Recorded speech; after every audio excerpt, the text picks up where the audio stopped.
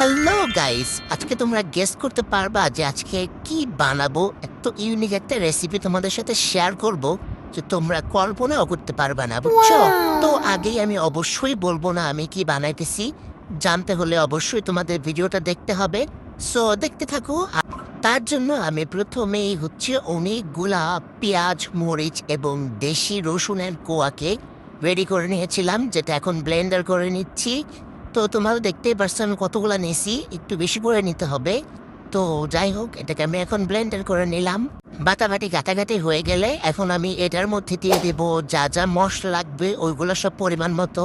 এই যে দেখো, লবণ দিলাম, তারপরে ধনিয়ার গুঁড়া, মরিচের গুঁড়া, হলুদের গুঁড়া, যা যা আছে কমন, যেগুলো আমরা রেগুলার খাই ওগুলোই দিতে হবে। পরিমাণ মতো দেওয়ার পরে এটাকে আবারও ব্লেন্ডার করে একদম এই পেঁয়াজ মরিচের মিক্সচারের সাথে ভালো করে মিক্স করে নিতে হবে। যাই হোক, মিক্স করা হয়ে গেছে। এখন আমি একটা সুন্দর বাট নিলাম। দেন এখানে নেব ফ্রোজেন ডাল বাটা। তোমরা যেটা ভাবতেছো আমি ওইটাই ভাবছি, বুঝছো? তো এইগুলো আম্মু আমাদের পেঁয়াজু বানিয়ে খাওয়ানোর জন্য রেডি করে রাখছিল। তো আজকে তো পেঁয়াজু বানাবো না, অন্য একটা রেসিপি বানাবো। তো ভাবলাম ডাল বাটা তো হলেই হয়, এই জন্য আমি ওইখান থেকেই নিয়ে এনেছি। 2 প্যাকেট নিছি। তো জিনিসটাকে আমি পলিথিন থেকে বের করে নিচ্ছিলাম। এগুলো ফ্রোজেন ছিল, অনেকক্ষণ আমি বাইরে রাখছিলাম, এখন এটা নর্মাল টেম্পারেচারে হয়ে গেছে।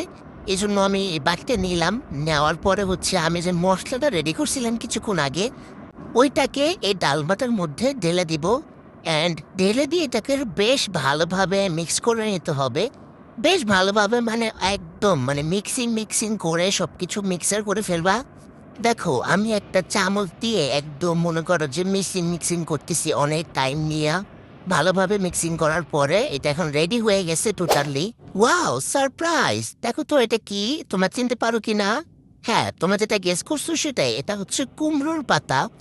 তো আমরা এই পাতাটাকে আজকে ডাল দিয়ে সুন্দর করে কোটিং করে প্রসেস করে এটাকে ভাজি করে ভাত দিয়ে খাবো, যেটা খেতে অনেক বেশি ইয়াম্মি।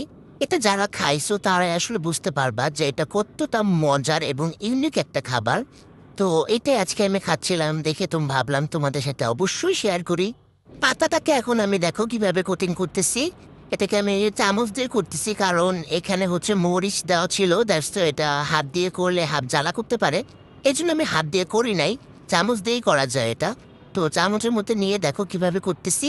এবং এটা উল্টা পাশ থেকে করবা, অ্যান্ড সোজা পাশটা ভাজির মধ্যে থাকবে। ও বলার থেকেই তোমরা ভিডিওতে দেখলেই বুঝতে পারবা আমি ভাজটা কিভাবে দিতেছি। এটা আসলে যার যার ইচ্ছা মতো তোমরা যেভাবে ইচ্ছে সেভাবে ভাজতে নিতে পারো। তো আমি যেভাবে র্যান্ডমলি দেই ওইভাবেই দেখাচ্ছিলাম তোমাদেরকে। তোমরা এটা দেখে এভাবে দিতে পারো। তো এভাবে আমি বাকি সবগুলা রেডি করে নিছি। এবার ফ্রাই করব। ফ্রাই করার জন্য এখানে আমি সরিষার তেল দিয়ে ফ্রাই করব দেখে সরিষার তেলটা ভালোভাবে গরম করে নিছি। তো নেওয়ার পরে আমি এখানে প্রথমে একটা দিয়ে দিলাম, তারপরে আরেকটা দিলাম, এভাবে করে মোট 4টা আমি দিছিলাম প্রথমে। এটাকে অবশ্যই ঢেকে দিয়ে আস্তে আস্তে সিদ্ধ হবে এবং ভাজা হবে, এভাবে ভাজতে হবে। তো দেখো, আমি ঢেকে দিয়ে দিয়ে আস্তে আস্তে টাইম নিয়ে এটাকে ভাজা শেষ করে নিছি। অ্যান্ড এটা এখন রেডি হয়ে গেছে। আর এটা অবশ্যই গরম ভাতের সাথে খাইলে অনেক বেশি মজা লাগে, বুঝতে পারছ? ফ্রাই করা ডান।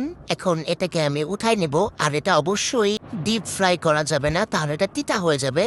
সো এরকম থাকতে থাকতে আমি উঠাই নিলাম। নেওয়ার পরে এখন আমি এটাকে সার্ভ করব। দেখো তো লুকসটা কেমন হয়েছে অবশ্যই কমেন্টে জানাবা। তো প্লেটে আমি এখন অল্প কিছু ভাত নিয়ে নিলাম, সাথে একটা ভর্তা, আর আমি যে কুমড়ো পাতাটা ভেজেছিলাম সেটা নিয়ে নিলাম। অ্যান্ড এটা খেতে অনেক বেশি টেস্টি আর ক্রিসপি ছিল।